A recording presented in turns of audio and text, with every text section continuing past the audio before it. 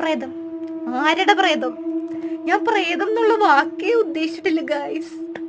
ഞാനൊരു കാര്യം പറയട്ടെ, ഞാൻ പ്രേതത്തിൽ വിശ്വസിക്കുന്ന ഒരാളേ അല്ല.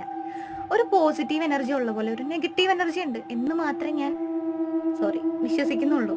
ഓക്കെ, പിന്നെ എനിക്ക് എന്തുകൊണ്ട് അങ്ങനെ ഫീൽ ചെയ്തെന്ന് എനിക്കറിയില്ല. ഞാൻ പറഞ്ഞല്ലോ, ഞാൻ ആ ഒരു കൊന്ത എടുത്തിട്ടതിന് ശേഷം ഉറങ്ങുമ്പോൾ ഒരു ഗ്രൂപ്പ് ഓഫ് ആൾക്കാരെൻ്റെ ഉള്ളിൽ സംസാരിക്കുന്ന പോലെയാണ് എനിക്ക് ഫീൽ ചെയ്തത്. അത് റിപ്പീറ്റഡ് ആയിട്ട് അങ്ങനെ വരാൻ തുടങ്ങിയപ്പോൾ എനിക്ക് പേടിയാവാൻ തുടങ്ങി. അല്ലാതെ പ്രേതം, ഭൂതം, പിശാചി, ചെകുത്താൻ എന്നൊന്നും ഞാൻ മെൻഷൻ ചെയ്തിട്ടില്ല. ഓക്കെ, അപ്പം അങ്ങനെയാണ് സംഭവം. പിന്നെ നിങ്ങളിത് പരീക്ഷിക്കാൻ നിൽക്കരുത്. അവസാനം ജനിച്ചേച്ചി പറഞ്ഞിട്ടാണ് ഞാൻ ആ അപ്പാപ്പൻ്റെ കുഴിയിൽ നിന്ന് കൊന്നെടുത്തത്. എൻ്റെ അടുത്ത് ആരും പരാതിയും കൊണ്ട് വരരുത് എൻ്റെ കർത്താവേ.